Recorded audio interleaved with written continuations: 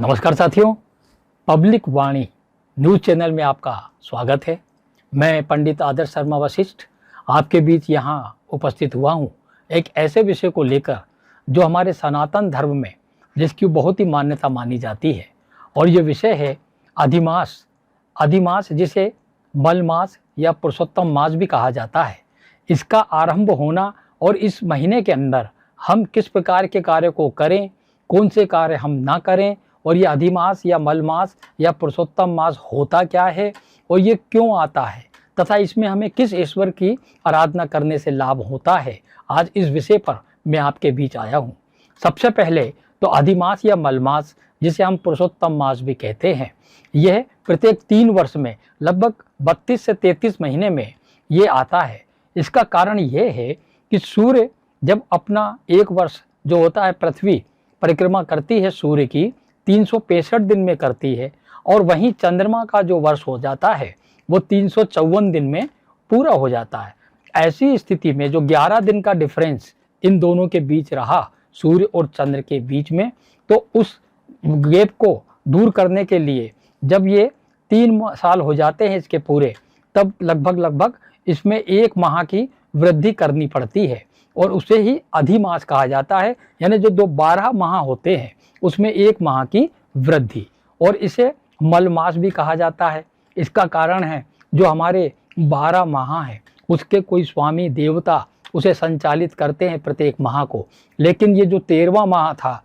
इसे संचालित करने के लिए, क्योंकि ये मलमास जिसे मलिन मास भी कहा जाता है होने के कारण कोई भी देवता इसे लेने के लिए तैयार जब नहीं हुआ, तो भगवान विष्णु जी ने ही इसे ग्रहण किया और इसमें पुरुषोत्तम मास का इसको नाम दिया गया। भगवान हरि श्री विष्णु की आराधना और उन्हीं का ये मास ये होता है। तो इस महीने के अंदर भगवान श्री हरि विष्णु लक्ष्मी नारायण की यदि आप पूजा अर्चना करते हैं और सब प्रकार के जो भी उनसे संबंधित आप पूजा जप तप या किसी प्रकार का कोई भी आप कार्य करते हैं नित्य प्रतिदिन इस महीने में, तो आपको उसको बहुत ही फल प्राप्त होता है, क्योंकि स्वयं इस सृष्टि को उत्पन्न करने वाले, पालन करने वाले तथा इसका नाश करने वाले ही ब्रह्मा विष्णु महेश के एक रूप भगवान विष्णु श्री हरि हैं, और माँ लक्ष्मी दोनों एक रूप में जब इस महीने का संचालन करती हैं, तो आप समझ जाइएगा कि आपको किस प्रकार से लाभ होने की पूरी संभावना है। इसमें कोई भी शुभ कार्य नहीं किया जाता, वो इसलिए नहीं किया जाता क्योंकि इस महीने के अंदर सूर्य और चंद्र इन दोनों का हमारे जीवन पे बहुत प्रभाव पड़ता है। सूर्य और चंद्र के बीच में जो गैप की स्थिति है उसे पूरा करने में पूरा महीना लगता है। तो ऐसे स्थिति में ग्रहों की स्थितियां और नक्षत्रों की स्थितियां उल्टी सीधी ऊपर नीचे होने के कारण व्यवस्थित नहीं होती। इसलिए व्यवस्था नहीं होने के कारण हमको कोई भी शुभ कार्य, चाहे वो शादी का कार्य हो, गृह प्रवेश का कार्य हो, या किसी भी प्रकार का घर में कोई सेरेमनी करनी हो शुभ कार्य से संबंधित, तो वो इस महीने में नहीं किए जाते हैं, क्योंकि इसका कारण मैंने बताया कि सूर्य और चंद्र के बीच सामंजस्य नहीं है। वहीं भगवान हरि विष्णु लक्ष्मी नारायण का नाम आप लेते हैं, या श्रीमद् गीता या श्रीमद् भागवत तथा श्री देवी भागवत तथा श्री विष्णु पुराण आदि का आप पाठ नित्य प्रतिदिन करते हैं और भगवान श्री विष्णु को नित्य प्रतिदिन हर पल याद करते रहते हैं, श्री हरि विष्णु विष्णु विष्णु विष्णु श्री हरि, तो आपके मनोरथ किसी भी कार्य में पूर्ण होने की पूरी संभावना है। साथ में ही ओम नमो भगवते वासुदेवाय इस मंत्र के साथ यदि आप पीपल वृक्ष की तरफ जाते हैं, क्योंकि श्रीमद् भागवत में भी और गीता में भी लिखा है कि पीपल में स्वयं भगवान श्री कृष्ण का वास है। अब कृष्ण भी मनुष्य रूप में जब आए भगवान विष्णु, तो उन्होंने अवतार लिया था, श्री राम के रूप में भी वही आए। तो ऐसी स्थिति में हम जब पीपल वृक्ष की तरफ जाते हैं और उसमें जड़ तना तथा डाली पत्ती फूल फल प्रत्येक पर भगवान ब्रह्मा विष्णु महेश तथा सारे देवताओं का वास होता है, और शास्त्रों में कहा गया है कि हमारे सारे पूर्वज पितरों का वास भी पीपल वृक्ष पर ही है। ऐसी स्थिति में इस पूरे महीने में नित्य प्रतिदिन रविवार के दिन को छोड़कर आप यदि जल ले जाकर उसमें कुछ मीठा शक्कर या गुड़ डालकर उस वृक्ष में जाके आप अर्पित करते हैं, और संध्या काल में विशेष रूप से गुरुवार और शनिवार के दिन आप दीपक लगा देते हैं, तो मैं समझता हूँ आपकी सारी मनोकामनाएं और जो भी आपके कार्य रुके हुए हैं वो जरूर पूरे होंगे। ऐसी स्थिति में हमको ये देखना है कि भगवान श्री हरि की पूजा करने से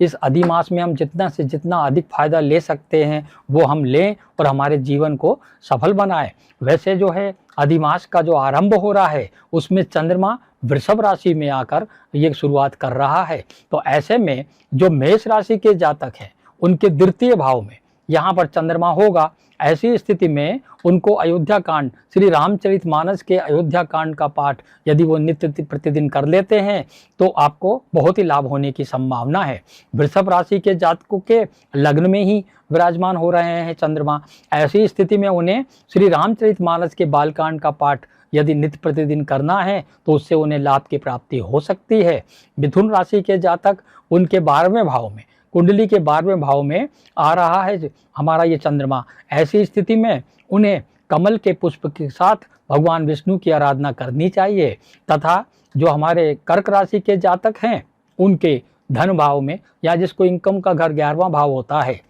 उसमें चंद्रमा होने के कारण उनको किसी भी एक छोटे से आभूषण जो कि जो लौंग के बराबर का हो उसे लेकर आप गेंदे के फूल में पीले उसमें अर्पित करें माँ देवी को तो उनको विशेष लाभ प्राप्त होगा। इसी प्रकार से जो हमारे सिंह राशि के जातक हैं और उनके आप देखेंगे 10वें भाव में, कैरियर के भाव में और पिता के घर में यहाँ पर भ्रमण कर रहे हैं चंद्रमा। ऐसी स्थिति में उनको एक छोटी सी गदा पीतल की बनवाकर उन्हें उस गदा को जाकर भगवान विष्णु के श्री चरणों में अर्पित करना चाहिए। कन्या राशि के जातकों के भाग्य स्थान में आए हैं चंद्रमा। ऐसी स्थिति में एक छोटा सा शंख लेकर यदि आप विष्णु भगवान जी को अर्पित करते हैं और श्री हरि और ओम नमो भगवते वासुदेवाय का पाठ करते हैं तो आपको विशेष लाभ होगा। इसी प्रकार से हमारी तुला राशि के जो जातक हैं उनके 8वें भाव में होने के कारण कोई एक चक्र आप जो होता है भगवान श्री हरि विष्णु के हाथ में, ऐसा एक चक्र पीतल का बनवाकर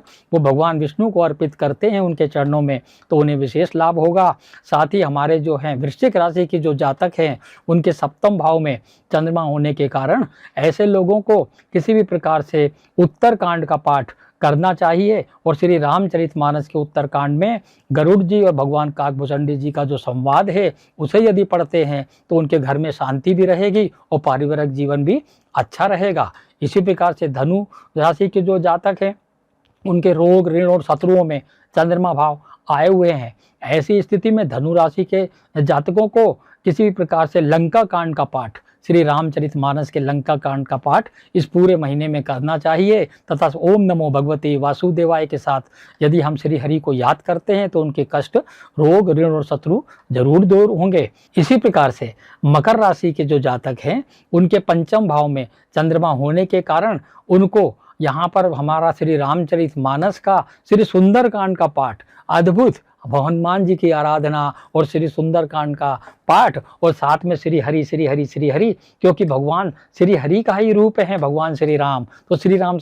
राम इनका भी राम रामेति रमे रामे मनोरमे सहस्त्र नाम ततुल्यम श्री राम नाम वरानने, इस प्रकार से आप उन्हें प्रणाम कर सकते हैं। या आप दाम पर है तारम दाता राम सर्व संपदाम लोकाभिरामम श्री रामम भूयो भूयो नमाम्य हम, इस मंत्र का उच्चारण भी आप कर सकते हैं। इसी प्रकार से जो कुंभ राशि के जातक हैं उन पे उतरती हुई 7.5 भी चल रही है और उनके 4th भाव में आने के कारण उनको किष्किंधा कांड का पाठ करना चाहिए। किष्किंधा कांड के पाठ में भगवान जामवंत जी ने जो एक ब्रह्मा के रूप में ही आए हुए थे अवतरित, तो उन्होंने भगवान हनुमान जी को अपने बल का बोध कराया था और उस बल के बोध के होने के बाद ही उन्होंने लंका में जाकर सब प्रकार से विजय प्राप्त की थी। तो इस प्रकार से जो हमारे कुंभ राशि के जातक है वो उतरती हुई 7.5 भी है तो उनको श्री किष्किंधा कांड का पाठ जरूर करना चाहिए।